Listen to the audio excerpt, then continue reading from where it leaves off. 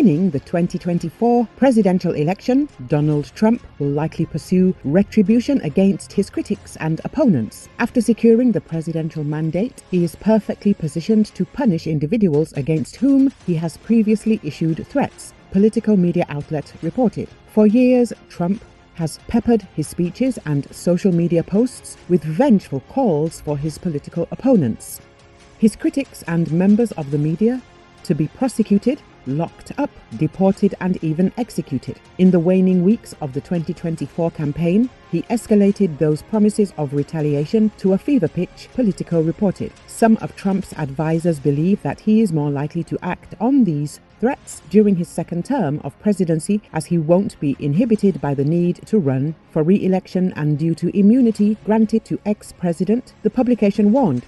Thus, Politico gave the list of individuals Trump has specifically targeted during his speeches and who might be punished by Trump.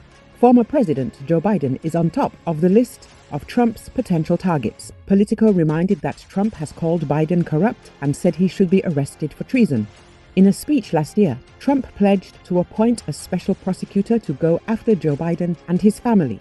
Next in the list is Vice President Kamala Harris, whom Trump has criticized for failure to control migration. In a campaign rally in September, Trump said Harris should be impeached and prosecuted over what he described as invasion of the US by undocumented immigrants. Former President Barack Obama is yet another politician who has been threatened by Trump.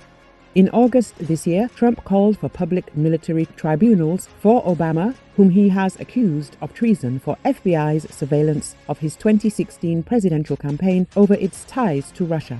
Hillary Clinton has also been under constant scrutiny of Donald Trump. Trump has called for Hillary Clinton's imprisonment over her use of a private email account while Secretary of State. Yet another name in Trump's list of retribution is former Speaker Nancy Pelosi. In September, Trump suggested Pelosi should be prosecuted over her husband's sale of Visa stock a few months before the Justice Department sued the company for alleged antitrust violations. Trump has also issued threats against Facebook founder Mark Zuckerberg.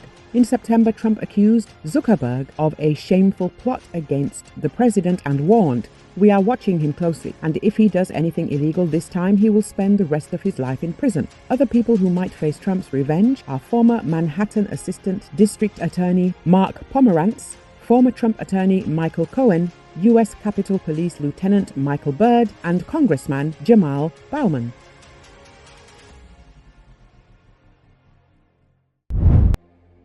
Residents of southwest Missouri woke up Wednesday morning to flooding as a river in Pulaski County flooded.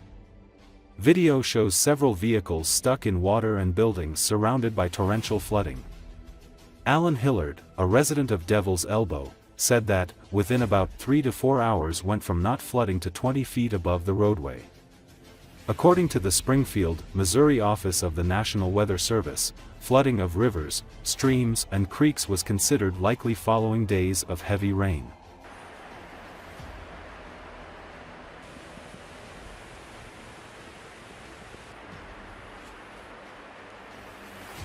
I mean, we had rain that night and the next day, but it wasn't anything abnormal. But all this is from the southern part of the state.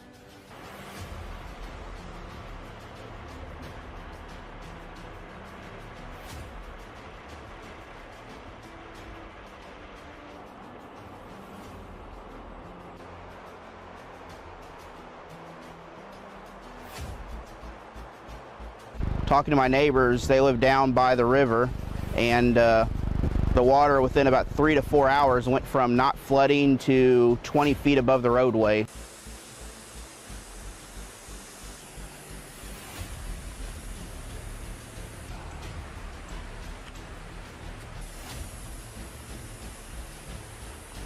Oh, there's some more red. Anything that's red's mine. Got red hanging over there in the tree.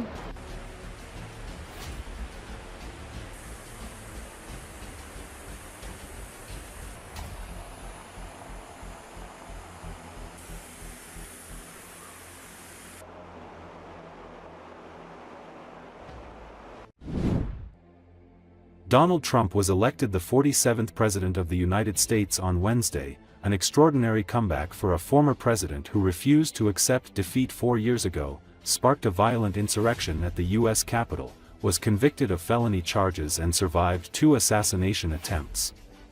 With a win in Wisconsin, Trump cleared the 270 electoral votes needed to clinch the presidency. The victory validates his bare-knuckle approach to politics. He attacked his Democratic rival, Kamala Harris, in deeply personal, often misogynistic and racist, terms as he pushed an apocalyptic picture of a country overrun by violent migrants. The coarse rhetoric, paired with an image of hypermasculinity, resonated with angry voters, particularly men, in a deeply polarized nation.